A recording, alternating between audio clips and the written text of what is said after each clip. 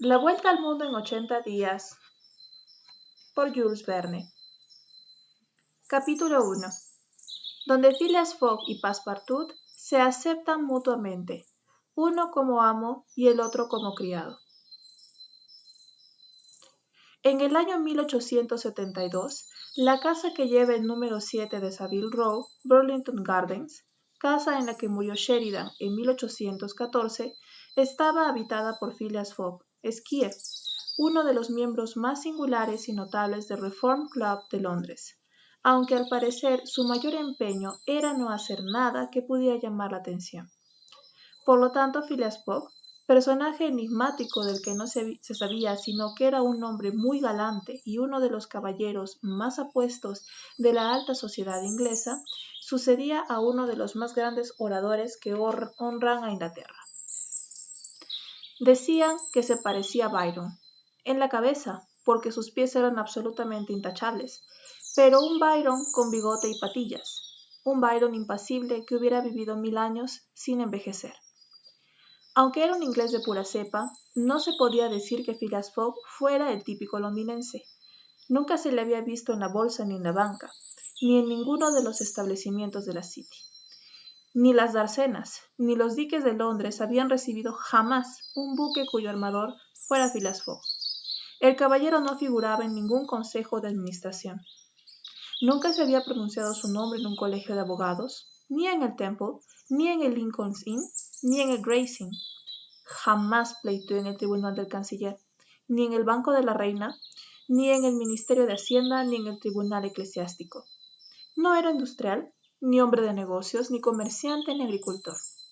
No formaba parte de la Real Institución de la Gran Bretaña, ni de la Institución de Londres, ni de la Institución de los Artesanos, ni de la Institución Russell, ni de la Institución Literaria del Oeste, ni de la Institución de Derecho, ni de la Institución de Artes y las Ciencias Reunidas, patrocinada directamente por su graciosa majestad. En una palabra, no pertenecía a ninguna de las muchas sociedades que pululan en la capital de Inglaterra, desde la Sociedad de la Armónica a la Sociedad Entomológica, fundada principalmente con el objetivo de destruir insectos dañinos. Phileas Fogg era miembro del Reform Club y nada más. A quien se sorprenda de que un caballero tan misterioso se contara entre los miembros de esta honorable asociación, se le responderá que entró en ella por la recomendación de los hermanos Baring, en cuyo banco tenía abierta una cuenta. Esto le daba una cierta categoría, debido a que sus cheques se pagaban siempre a la vista porque el saldo de su cuenta corriente era invariablemente positivo. ¿Era rico Phileas Fogg? Indudablemente, pero lo que no podían decir ni siquiera los mejor informados era cómo había hecho fortuna, y el señor Fogg era el último al que convenía dirigirse para averiguarlo. En cualquier caso, aunque no era nada pródigo, tampoco se podía decir que fuera avaro, porque allí donde faltaba una suma de dinero para una causa noble, útil o generosa, él la aportaba en silencio e incluso de forma anónima. En resumen, no había una persona menos comunicativa que aquel caballero. Hablaba lo menos posible y su carácter silencioso le hacía parecer aún más enigmático. A pesar de todo, su vida era de lo más transparente, y las cosas que hacían eran siempre tan matemáticamente las mismas que la imaginación, insatisfecha, buscaba más allá. ¿Había viajado? Probablemente, porque nadie dominaba como él el mapa del mundo. No existía lugar alguno, por remoto que fuera, del que no pareciera tener un conocimiento especial. A veces, aunque con pocas palabras breves y claras, rectificaba las 1000 suposiciones que circulaban por el club respecto a viajeros perdidos o extraviados. Indicaba las hipótesis más plausibles y sus palabras a menudo parecían inspiradas por un sexto sentido, pues los hechos siempre acababan dándole la razón. El señor Fogg debía de haber viajado por todas partes, al menos con la mente. Sin embargo, lo cierto era que no había salido de Londres desde hace muchos años. Los que tenían el honor de conocerle, algo mejor que los demás, afirmaban que, aparte del camino en línea recta que recorría todos los días para ir de su casa al club, nadie podía asegurar haberle visto en otra parte. Sus únicos pasatiempos eran leer los periódicos y jugar al whist. A este silencioso juego, tan apropiado a su naturaleza, solía ganar, pero sus ganancias jamás entraban en su cartera y figuraban como una importante suma en el presupuesto que dedicaba a la caridad. Además, todo hay que decirlo, el señor Fogg solo jugaba por jugar y no para ganar. Para él, el juego era un combate, una lucha contra la dificultad, pero una lucha sin movimiento, sin desplazamiento, sin cansancio, pero una lucha igualmente, cosa que cuadraba con su carácter. A Phileas Fogg no se le conocían mujer ni hijos, algo que a veces ocurre entre la gente más honrada, pero tampoco parientes ni amigos, cosa que ciertamente suele ser más rara. Phileas Fogg vivía solo en su casa de Savile Row, en la que no entraba nadie. Jamás hablaba de ella, solo tenía un criado a su servicio. Comía y cenaba en el club a horas cronométricamente determinadas, en la misma sala y en la misma mesa. Apenas trataba con sus colegas y no invitaba a ningún extraño, así que no volvía a su casa sino para acostarse exactamente a las 12 de la noche y no utilizaba jamás las confortables habitaciones que el Reform Club tiene a disposición de los miembros del círculo. De las 24 horas del día, pasaba 10 en su domicilio, durmiendo o arreglándose. Si paseaba, era invariablemente a pasos iguales por el vestíbulo entarimado de marquetería, o por la galería circular coronada con una cúpula de vidrieras azules que sostienen 20 columnas jónicas de pórfido rojo. Cuando cenaba o comía, eran las cocinas, las fresqueras, las despensas, la pescadería y la lechería del club las que proporcionaban a su mesa sus suculentas reservas. Eran los criados del club, graves personajes con traje negro, calzados con zapatos de suelas de muletón, los que le servían en una vajilla de porcelana especial y sobre un admirable mantel de tela de Sajonia. Eran las copas de cristal tallado del club las que contenían su jerez, su oporto o su clarete mezclado con canela, culantrillo o cinamomo. Era por último el hielo del club, traído con grandes gastos de los lagos de América, el que mantenía sus bebidas en un satisfactorio estado de frescor. Si vivir en estas condiciones es ser un excéntrico, hay que reconocer que la excentricidad puede resultar muy agradable. La casa de Savile Row, aunque no era suntuosa, se caracterizaba por ser enormemente confortable. Por otra parte, las invariables costumbres del inquilino hacían que el servicio se redujera a lo indispensable.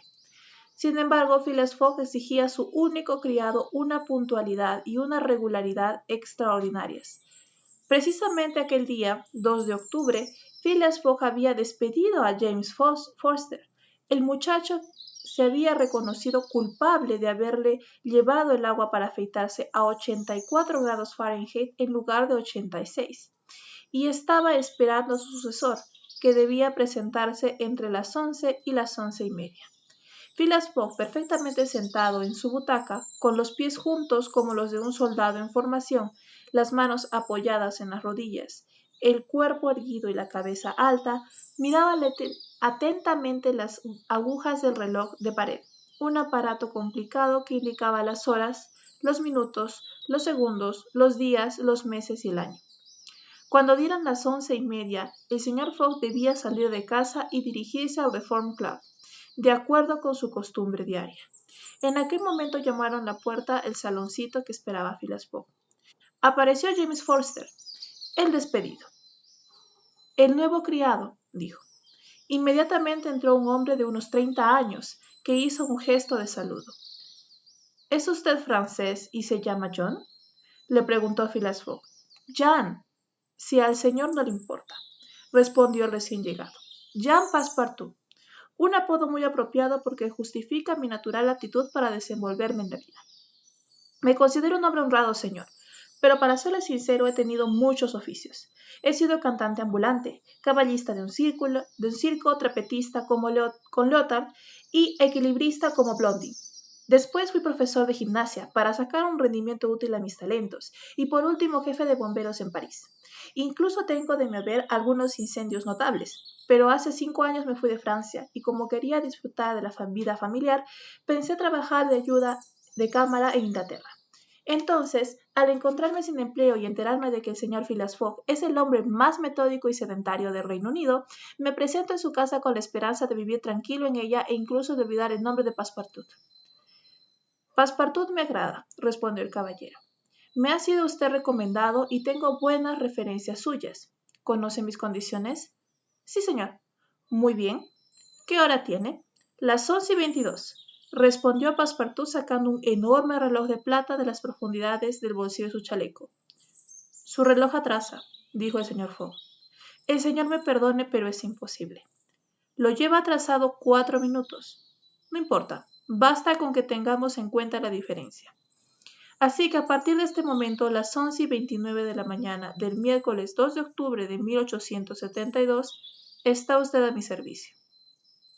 Dicho esto, Phileas Fogg se levantó, cogió el sombrero con la mano izquierda y se lo puso en la cabeza con un movimiento de autómata, y desapareció sin añadir una palabra. Passepartout oyó cómo la puerta de la calle se cerraba por primera vez. Era su nuevo amo que salía. Luego una segunda vez. Era su predecesor, James Forster, que también se iba. Passepartout se quedó solo en la casa de Savile Row.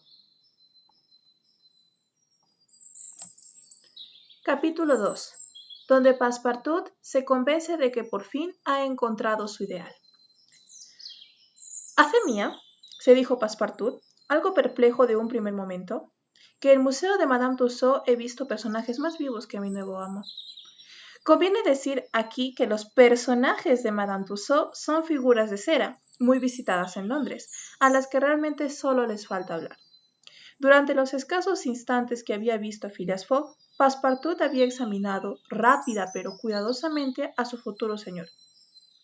Era un hombre de unos 40 años, de rostro noble y hermoso, alto de estatura, al que no afeaba una ligera gordura, pero el pelo y las patillas rubios, la frente lisa sin apariencia de arrugas en las sienes y la cara más pálida que sonrosada y unos dientes magníficos.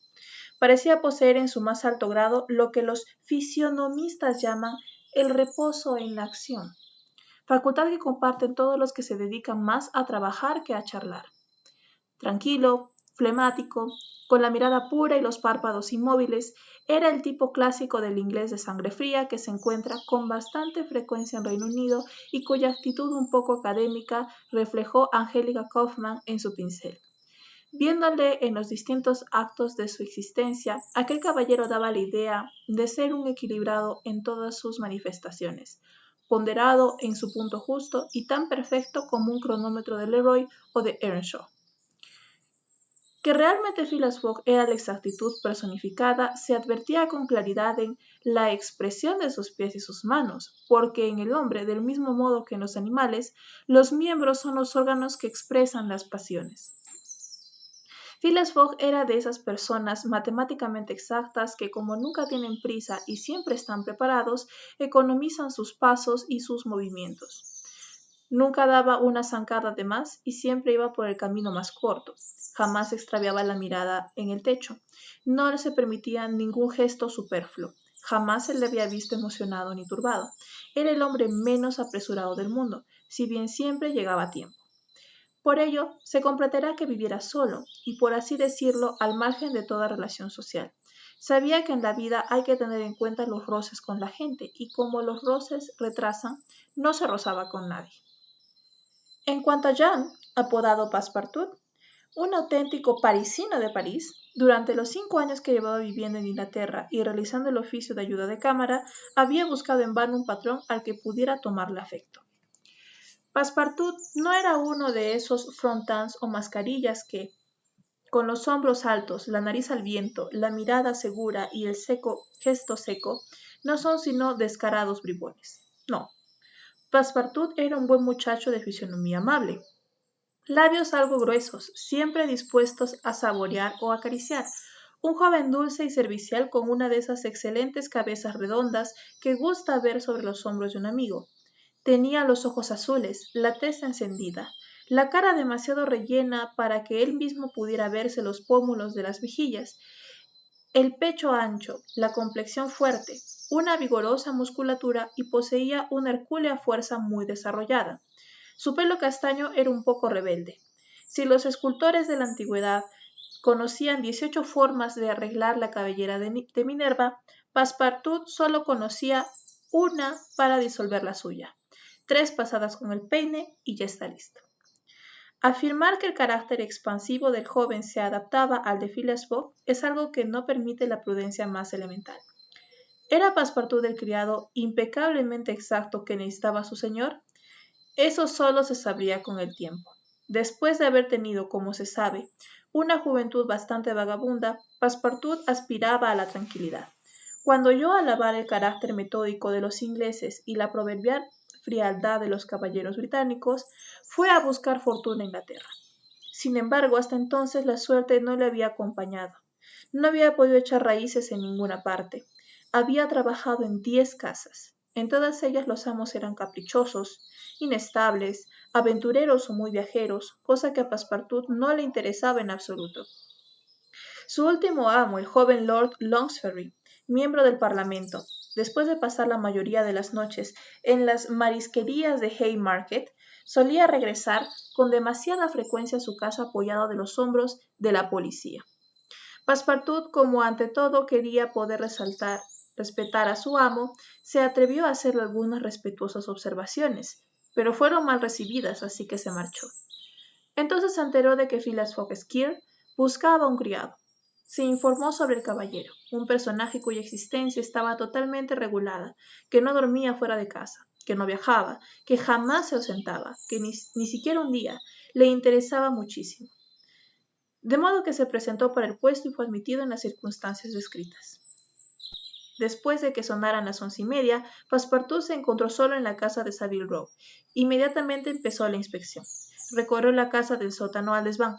Aquella casa limpia, ordenada, severa, puritana, bien organizada para el servicio, le gustó.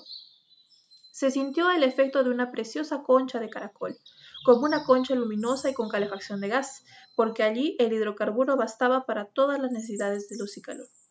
Passepartout encontró sin dificultad, en la segunda planta, la habitación que le estaba designada. Le pareció bien. Timbres eléctricos y tubos acústicos la comunicaban con habitaciones del entresuelo y del primer piso. Sobre la chimenea un reloj eléctrico estaba conectado con el reloj del dormitorio de Phileas Fogg, y los dos aparatos daban en el mismo instante el mismo segundo. «Esto es lo mío, se dijo Passepartout. También encontró en su habitación una nota clavada encima del reloj. Era el programa del servicio cotidiano.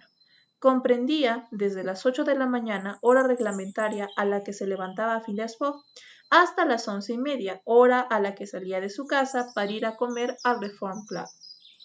Todos los detalles del servicio, el té, las tostadas a las 8:23, el agua para el afeitado de las 9:37, el arreglo personal de las 10:20, etc.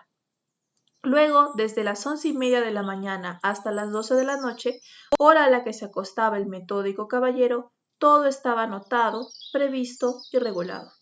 Passepartout se puso muy contento estudiando el programa y memorizando todos sus puntos. En cuanto al guardarropa del señor, estaba muy bien surtido y maravillosamente ordenado. En cada pantalón, traje o chaleco constaba un número de orden que figuraba en un registro de entradas y salidas, indicando la fecha en la que, según la estación, estas prendas debían ser llevadas. La misma organización se aplicaba a los zapatos. En resumen, en aquella casa de Saville Row se debió ser el templo del desorden en la época del ilustre pero disipado Sheridan, y el confortable mobiliario anunciaba una vida desahogada. No había biblioteca ni libros, pues habrían sido inútiles para el señor Fogg, porque el Reform Club ponía a su disposición 2 bibliotecas, una dedicada a las letras y otra al derecho y la política. En el dormitorio había una caja fuerte del tamaño mediano, cuya construcción la protegía tanto del fuego como de los robos. No había armas en la casa, ningún utensilio de caza o de guerra, todo en ella denotaba unas costumbres de lo más pacíficas. Después de haber examinado la mansión con detalle, Passepartout se frotó las manos. En su ancha cara se dibujó una amplia sonrisa y repitió alegremente: «Esto es lo mío, es exactamente lo que quería. El señor Fogg y yo vamos a entendernos perfectamente. Un hombre hogareño y metódico, una auténtica máquina. Pues muy bien, la verdad es de que no me importa nada servir a una máquina». Capítulo 3. Donde se entabla una conversación que puede costarle cara a Phileas Fogg. Phileas Fogg salió de su casa de Savile Row a las 11:30 y, después de haber puesto 565 veces su pie derecho delante de su pie izquierdo y 566 veces su pie izquierdo delante de su pie derecho, llegó al Reform Club, un vasto edificio que se alzaba en Pall Mall y cuya construcción había costado no menos de 3 millones. Phileas Fogg se dirigió inmediatamente al comedor, cuyas 9 ventanas se abrían a un bello jardín con los árboles ya dorados por el otoño.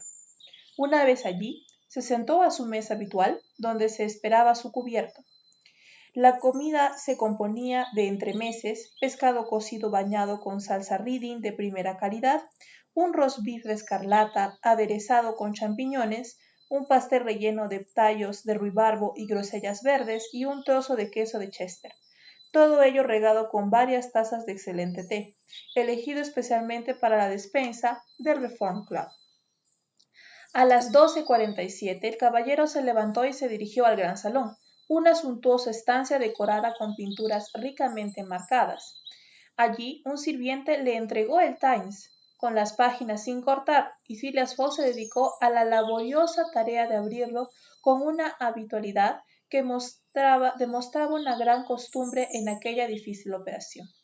La lectura de este periódico ocupó a Phileas Fogg hasta las 3:45 y la del Standard, que tuvo lugar a continuación, duró hasta la hora de cenar. La cena se llevó a cabo en las mismas condiciones que la comida, pero con el añadido de una salsa Royal British. A las 6:20 el caballero volvió a aparecer en el gran salón y se sumió a la lectura del Morning Chronicle. Media hora más tarde, varios miembros del Reform Club hicieron su entrada y se acercaron a la chimenea en la que ardía un fuego de hulla.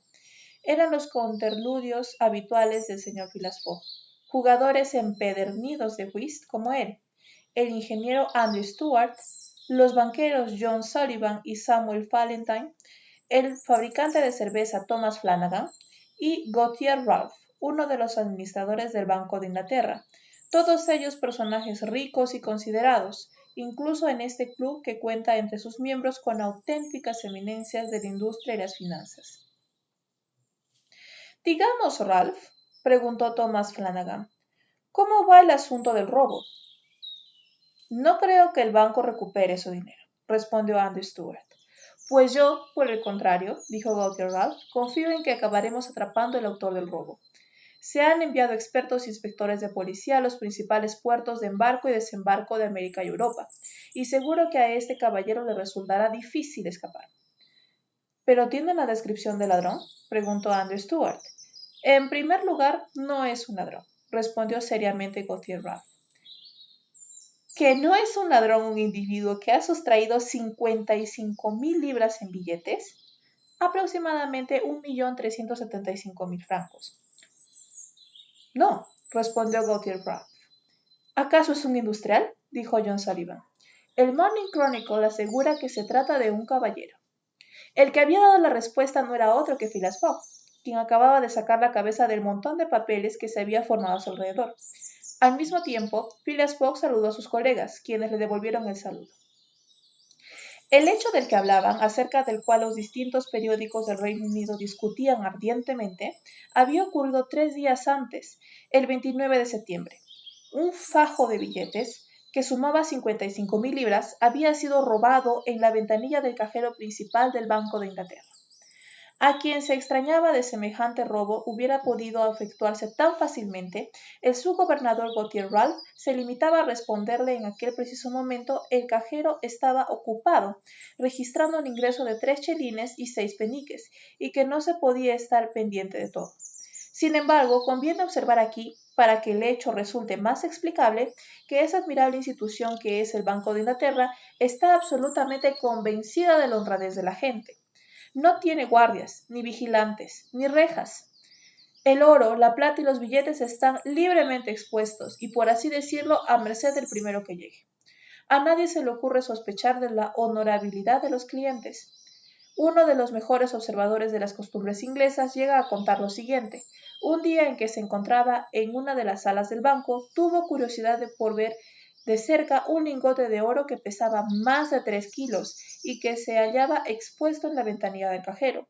Cogió el lingote, lo examinó, se lo pasó a su vecino y este a otro, hasta que el lingote de mano en mano llegó hasta el fondo de un oscuro pasillo, y no volvió a su sitio hasta media hora después, sin que el cajero ni siquiera hubiera levantado la cabeza.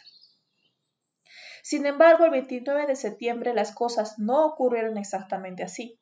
El fajo de billetes no volvió, y cuando el magnífico reloj, situado sobre la sala de atención al público, anunció a las 5 el cierre de las oficinas, el Banco de Inglaterra no tuvo más remedio que anotar las 55,000 libras en la cuenta de pérdidas y ganancias.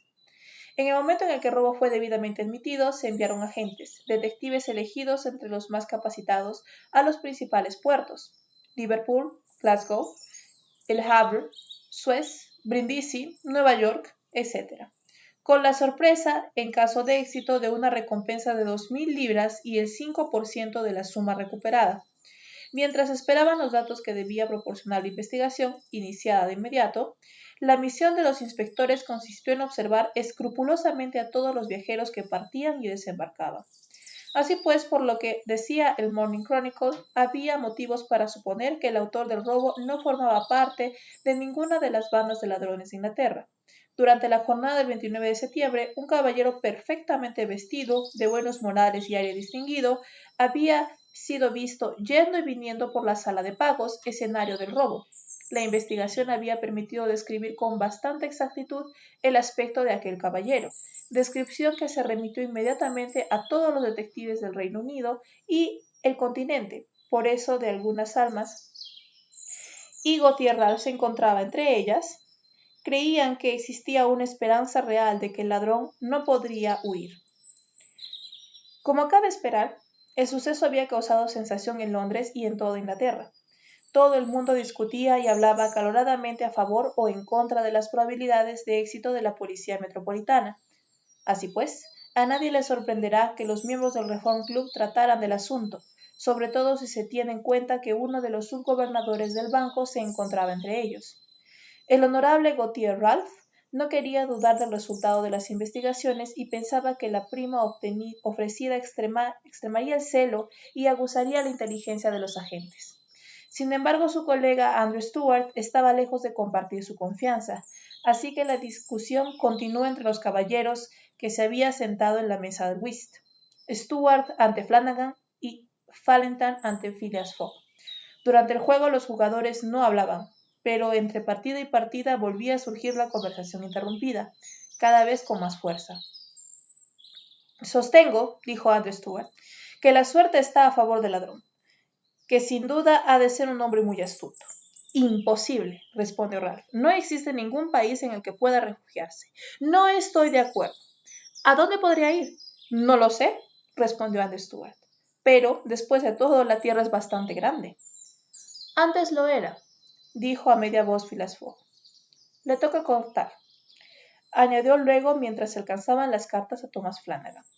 La discusión quedó suspendida durante la mano siguiente. Sin embargo, Andrew Stuart la superó muy pronto diciendo: «¿Cómo que antes? ¿Acaso la tierra ha disminuido?» «Sin duda», respondió Gautier Ralph. «Soy de la opinión del señor Fogg. La tierra ha disminuido porque ahora uno puede recorrerla 10 veces más deprisa que hace 100 años. Y eso hará, en caso que nos ocupa, que las investigaciones sean más rápidas. Y también que el ladrón pueda huir con más facilidad». «Le toca jugar, señor Stuart», dijo Phileas Fogg. Sin embargo, el incrédulo Stuart no estaba convencido y cuando acabó la partida comentó: «Hay que reconocer, señor Ralph, que ha sido usted muy ingenioso al decir que la Tierra ha disminuido, de modo que porque ahora se puede dar la vuelta al mundo en 3 meses. En 80 días solamente», dijo Phileas Fogg. «Es verdad, señores», añadió Sullivan. «En 80 días, desde el tramo entre Rothal y Allahabad, se abrió el Great Indian Peninsula Railway, y este es el cálculo que ha hecho el Morning Chronicle. De Londres a Suez por el monte Cenis y Brindisi en ferrocarril y barco, 7 días. De Suez a Bombay en barco, 13 días. De Bombay a Calcuta en ferrocarril, 3 días. De Calcuta a Hong Kong en barco, 13 días. De Hong Kong a Yokohama, Japón, en barco, 6 días. De Yokohama a San Francisco en barco, 22 días. De San Francisco a Nueva York en ferrocarril, 7 días. De Nueva York a Londres en barco y ferrocarril, 9 días. Total, 80 días.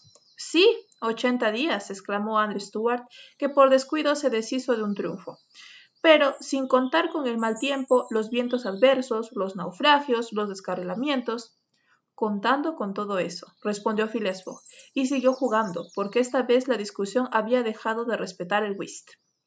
¿Aunque los hindúes y los indios arranquen los raíles?, exclamó Andrew Stuart. ¿Aunque detengan los trenes, saqueen los furgones y les corten la cabellera a los viajeros?